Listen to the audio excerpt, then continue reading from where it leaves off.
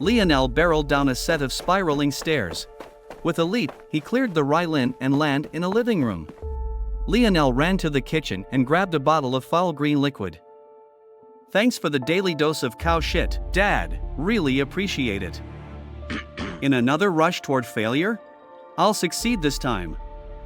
Leonel actually made his way back up the set of spiraled stairs.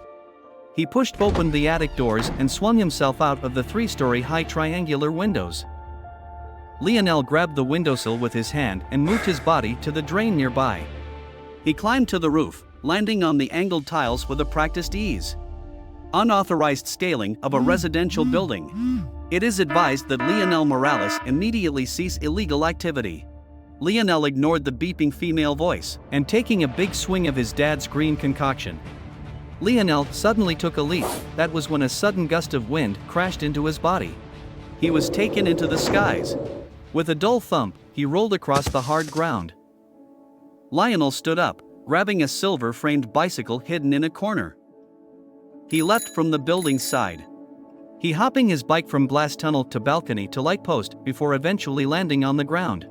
He took his backpack from his back, pulling out a pair of gray slacks, a recently pressed white shirt, and a navy blue blazer. In a moment, he changed his clothes, carried his school bag, and smiled at the mirror.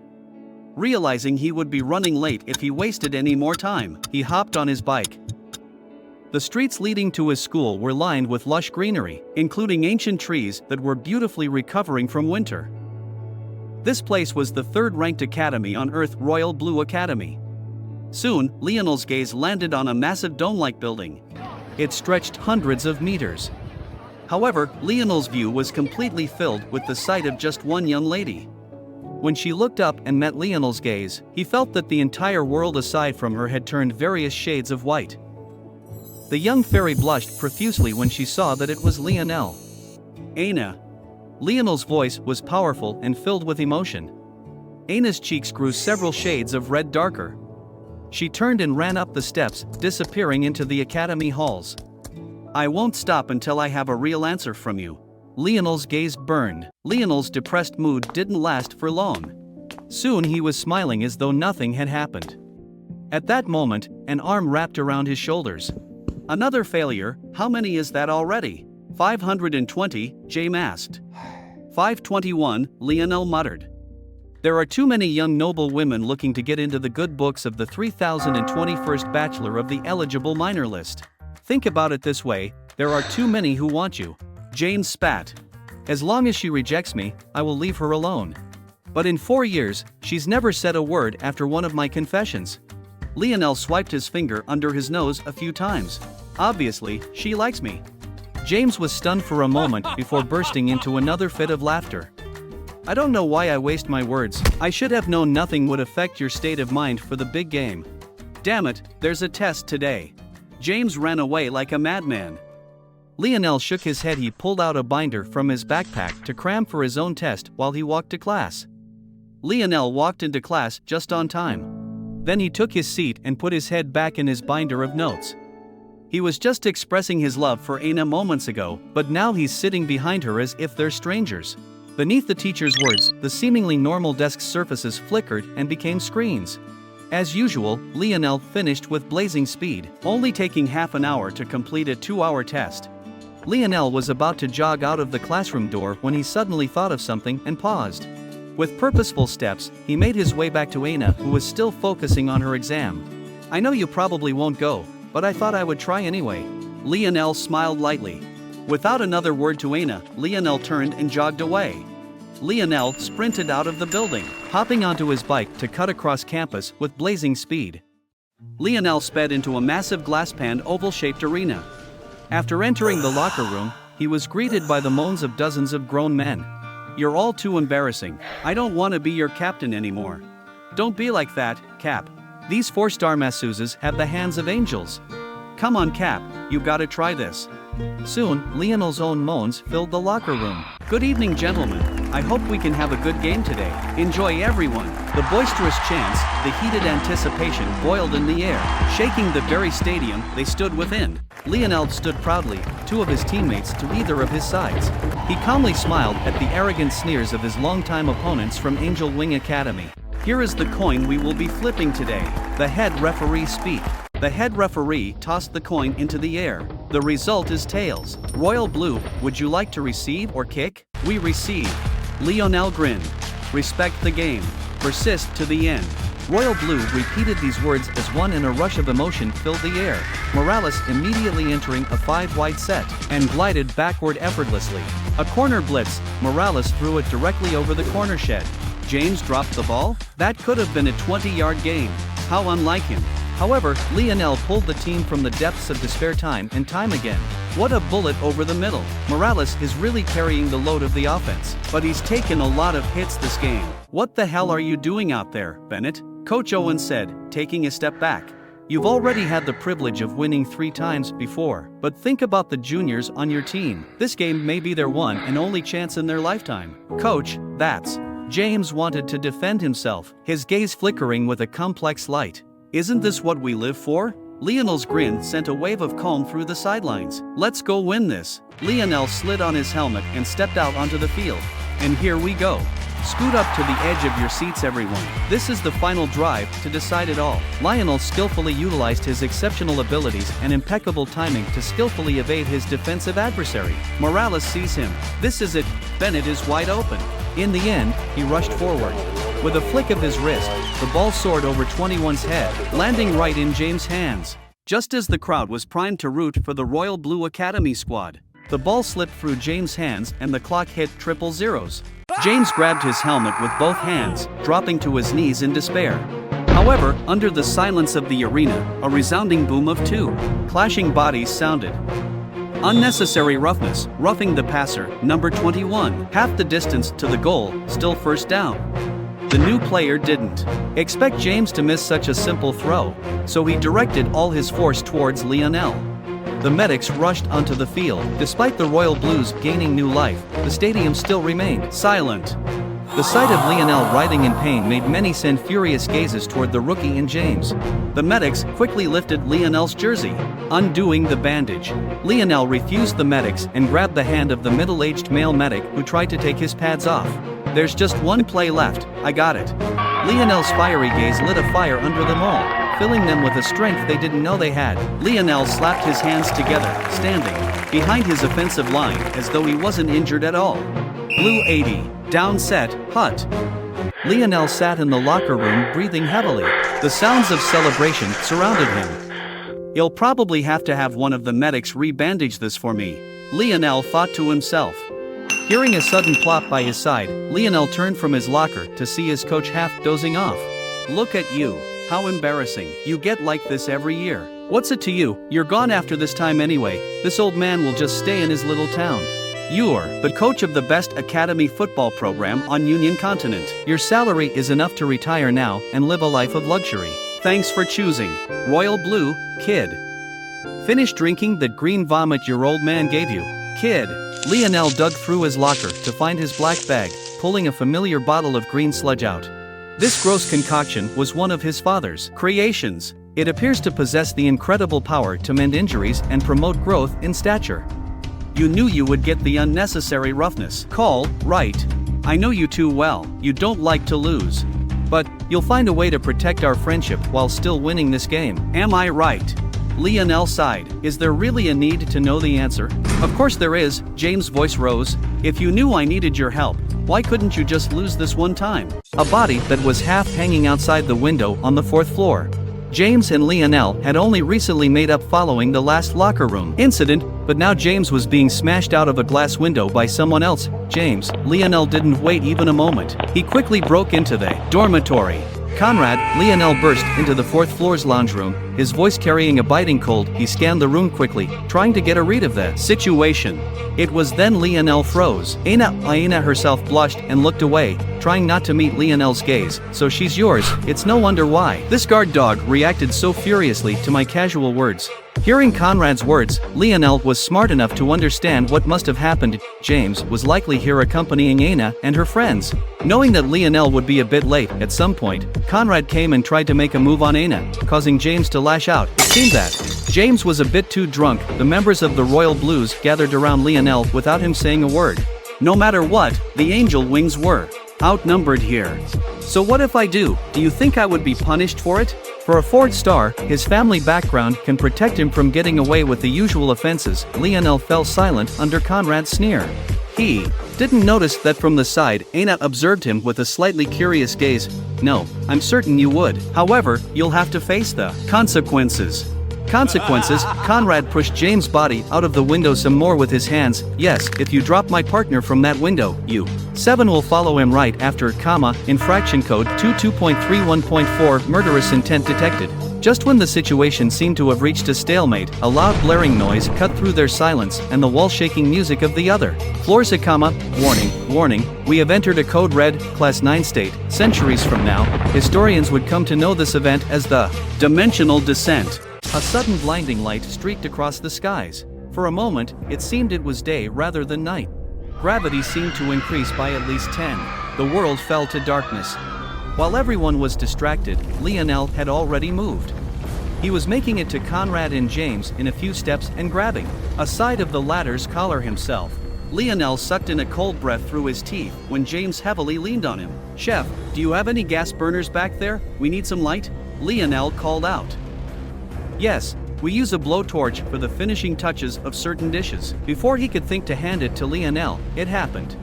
In that few minutes, it felt that the planet would collapse.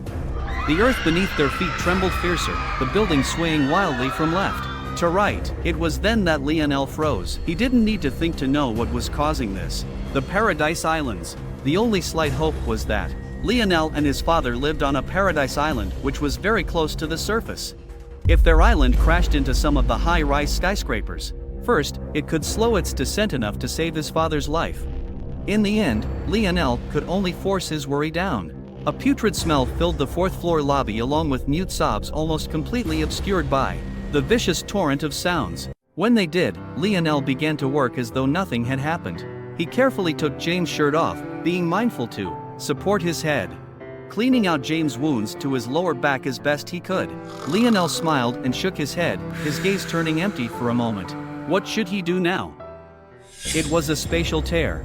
It lit up the night sky as though it was day.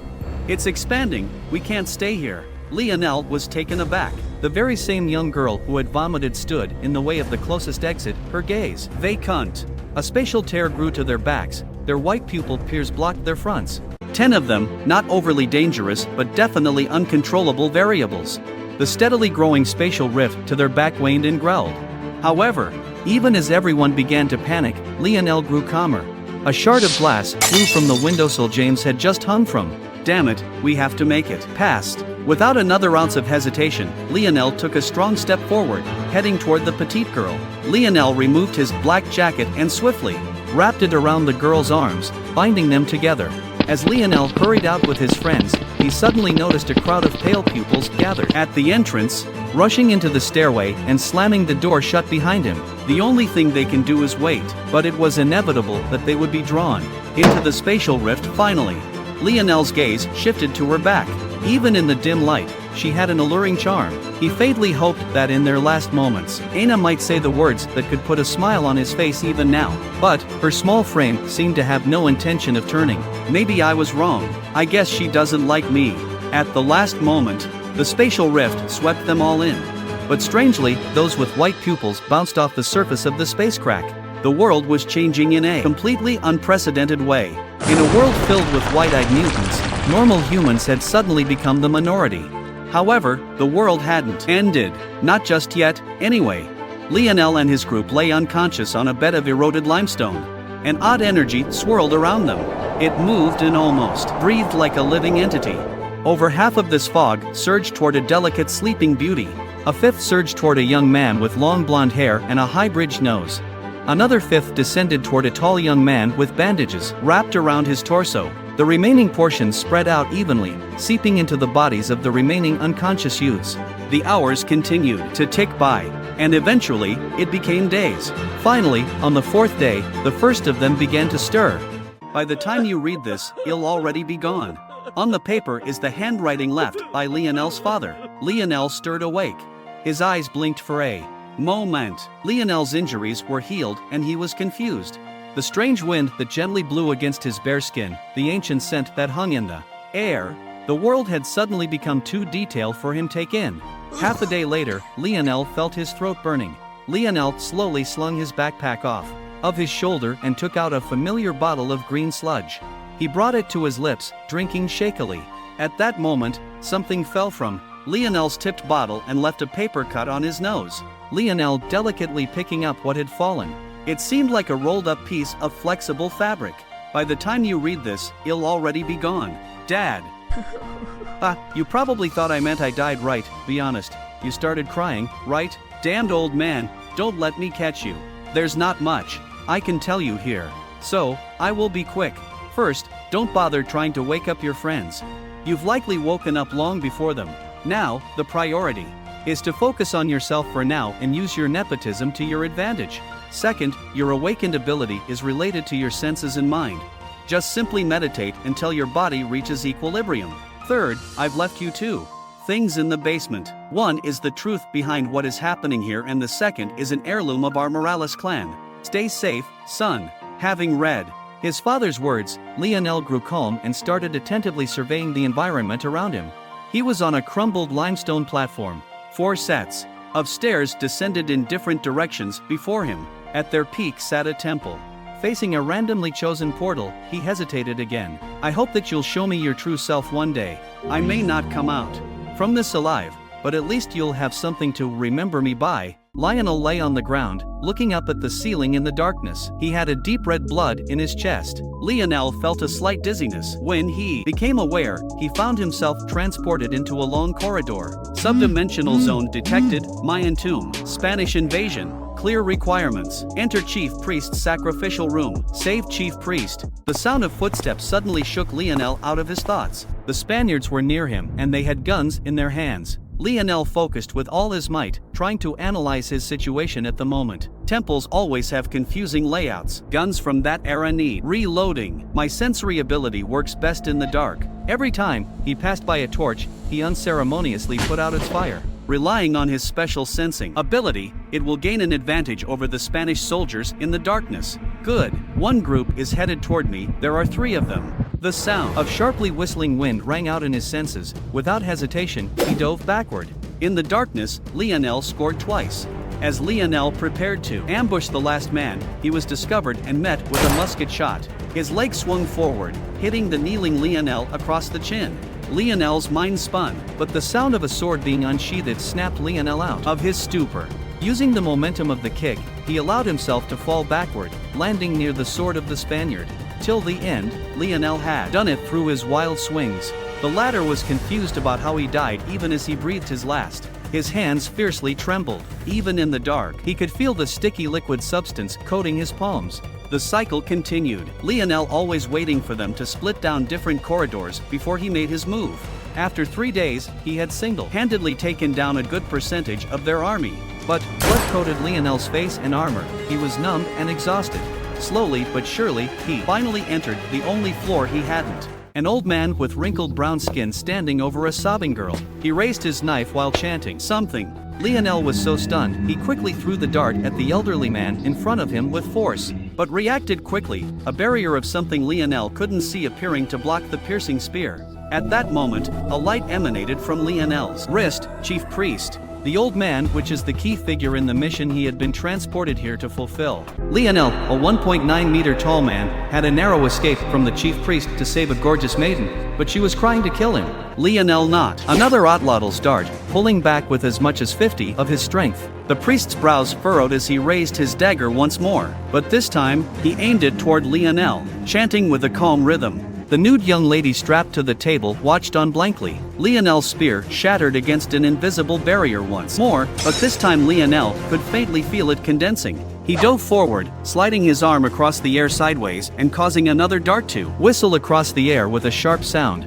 The priest was forced to slide back, albeit a minuscule amount, except shifting his feet every so often to face Leonel and raising his arms. The old man, getting on in years, didn't make any large movements. The 40-some-odd darts Leonel had left were shattered to pieces. The moment he ducked the most recent controlled energy strike, he leaped into the air toward the chief priest. The priest was stunned for a moment. He had fought with his life on the line for too long to feel the same shuddering nervousness. If Leonel jumped, it would destroy his silver scepter. If he ducked, it would take off his head. The controlled strike sped by his right side across his face and out into the distance toward the left. In a panic, the priest grabbed the naked girl on the table and threw her toward Leonel, who had just unsheathed a sword. Damn it! His plan worked just as intended. The priest completely ignored the girl, believing that Leonel wouldn't care about her life one way or another. The priest's controlled strikes are interrupted when he has to form a shield, but if the shield is made, it can sustain itself for a period while he creates the next. The glow in his eyes only grew fiercer when he saw the barrier give way a bit. Except, this time, there was no 2-second wait like Leonel was expecting. He had never felt such excruciating pain in his lifetime. He was certain that if it happened a few months ago, he would black out in an instant. Those action made the priest completely miss the fact that Leonel had 3 more to his right hip. The speed was blinding. It was as though a line of brown had been drawn from Leonel's arm to the priest's neck. The splintered wood of the dart lodged into the latter's throat, causing a fountain of blood to rain down as the priest collapsed, his dagger falling along with him. "Are you all right?" Leonel asked. A reddish, devilish stare that looked like a madwoman intent on seeing the world burn. A sharp pain shook Leonel's body as he fell to his back. His throat was completely sealed by this seemingly frail girl. He could kill her and breathe again. But he didn't do that. As his consciousness faded, he could only see a sea of black. She was stunned to find that he was even younger than she was. She collapsed, unconscious. Quest cleared. Subject Leonel Morales being sent to. Clearly, wherever Leonel was headed, his watch had no ability to exist.